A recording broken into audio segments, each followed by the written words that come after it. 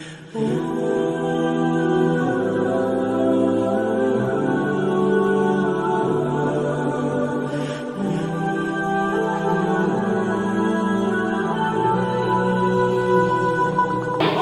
वालेकुम, मेरा नाम मारिया है और मैं एक कैलीग्राफी आर्टिस्ट हूँ।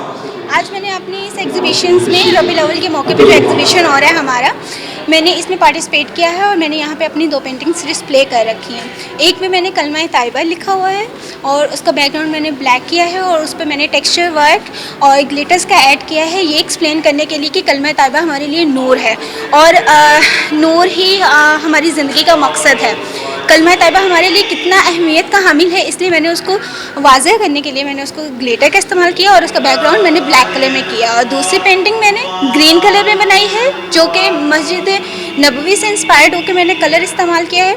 और उसके में जो मैंने लफ्ज़ लिखा है, कंपोजिशन वो मोहम्मद की लिखी है, मीम हा मीम दाल। उसकी कंपोजिशन मैंने बनाते हुए उस पर भी मैंने ग्लिटर्स के एजेस पे इस्तेमाल किया है, इसलिए कि ये दिखाने के लिए कि मस्जिद नबवी हमारे लिए कितनी अहम है और मोहम्मद सल्लल्लाहु अलैहि वसल्लम जब हमारी ज़िंदगियों में आए तो हमारे लिए किस तरह रोशनी लेकर आए।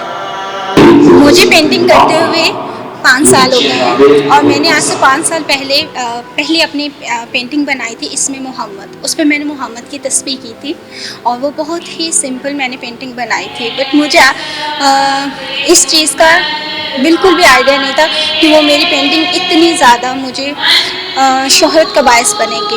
और उस पेंटिंग की वजह से ही मैंने गुजरावाला में कंपटीशन विन किया और वो पेंटिंग मेरे दिल की बहुत अजीज़ है। वो मेरी फ़र्स्ट पेंटिंग थी, इसमें मोहम्मद, और आज से 5 साल पहले मैंने बनाई थी।